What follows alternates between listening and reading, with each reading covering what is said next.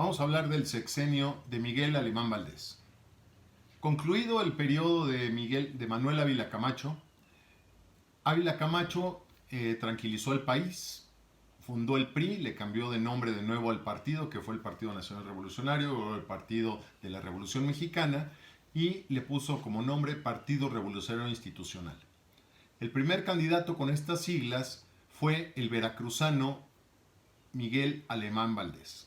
Miguel Alemán Valdés, bueno, tenía una carrera política que había desarrollado en Veracruz, la había desarrollado y tuvo varios golpes de suerte. Fue senador y después, cuando fallece un gobernador, ocupa él la gubernatura y le toca a él coordinar desde Veracruz y apoyar a Manuel Ávila Camacho a su campaña presidencial en 1940.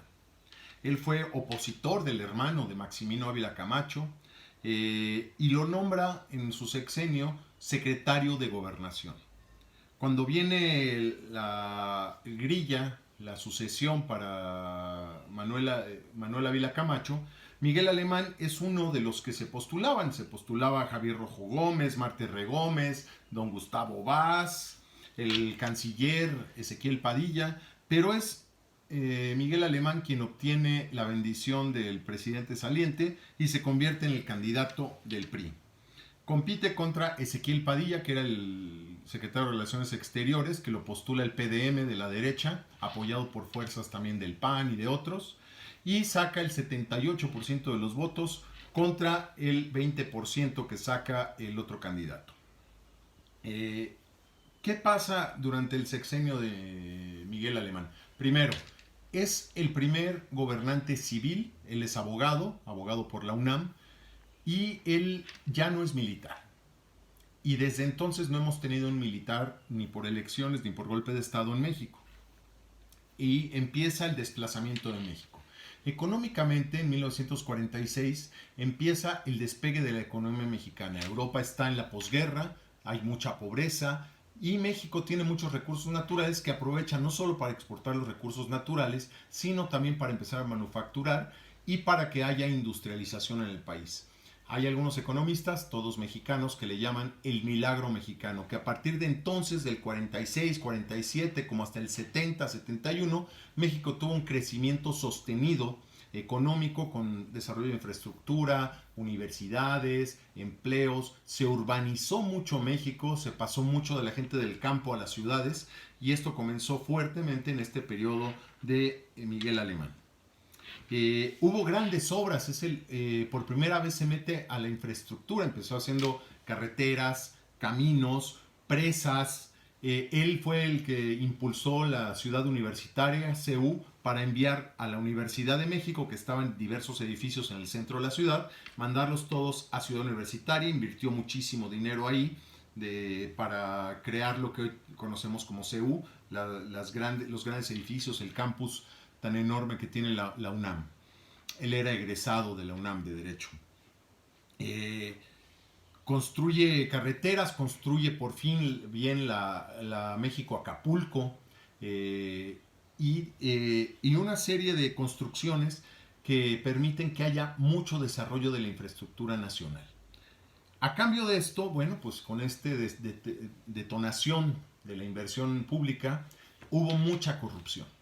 Por primera vez, todas estas grandes constructoras que se crearon en ese sexenio, todavía algunas permanecen hasta el día de hoy, hicieron grandes fortunas en torno a la inversión pública. Todas estas grandísimas obras que se construyeron son obras que hoy mismo cuestan miles de millones, pues hubo una derrama económica y hubo mucha corrupción. El gabinete de Miguel Alemán era de mucho joven, se llevó prácticamente la mitad de su gabinete, eran sus compañeros de generación de la Facultad de Derecho. Eran jóvenes, eran con muchas ganas, pero también con muchas ganas de enriquecerse. Aumentó gracias a todas estas medidas de promover la inversión, vino mucha inversión extranjera, la inversión nacional creció, empezó a haber industria nacional que empezó a desarrollarse, a producir para México, a exportar. Entonces todo esto fue generando un crecimiento económico, mayores empleos y él por primera vez se mete a reformar el sistema electoral mexicano para que quedara más ordenado, crea un padrón electoral, no existía antes, crea la Comisión Federal de Vigilancia Electoral para que hubiera más orden, donde iban a estar las casillas, se empieza a poner un poquito más de orden en las elecciones. ¿Para qué? Pues para que fuera más transparente cuando ganaban las elecciones y pues para justificar, como habíamos visto, que este barniz democrático.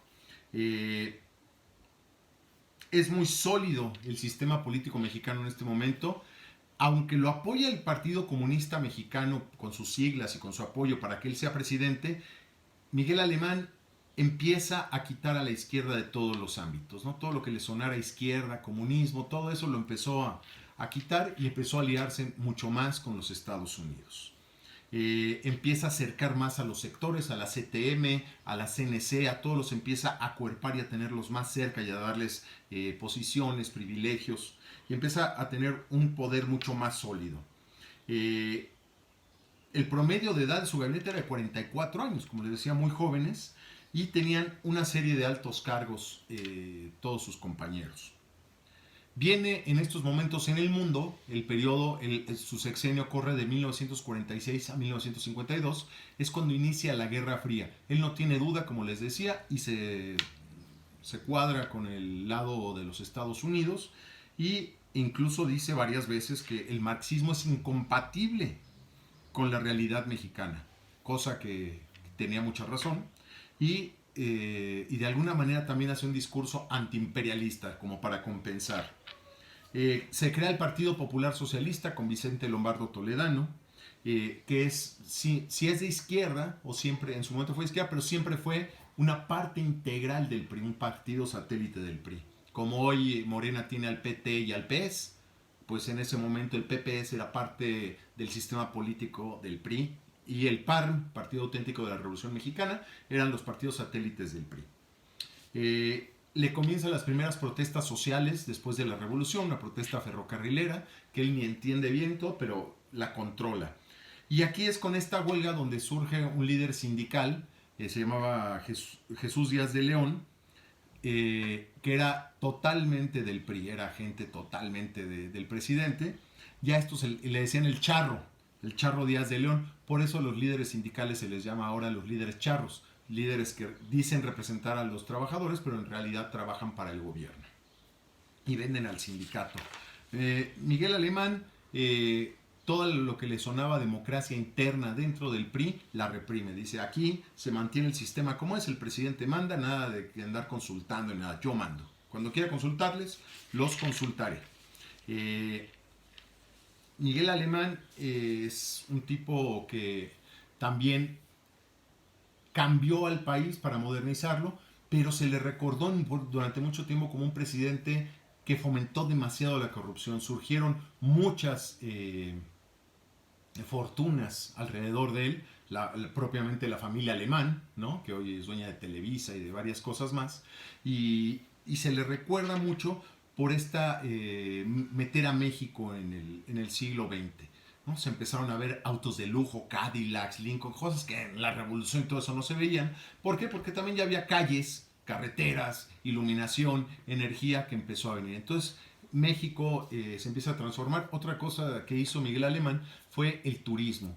Él empieza a ver que después de la guerra y todo eso había un potencial para que la gente viajara y él le da muchísimo apoyo al puerto de Acapulco, le construye un aeropuerto, hace que se desarrollen hoteles y convierte a Acapulco en un destino de lujo donde venía el jet set internacional, las estrellas de cine, políticos, y bueno, empieza la época de oro de Acapulco gracias al impulso que le da Miguel Alemán. Miguel Alemán construye el viaducto, ¿cómo se llama? Miguel Alemán.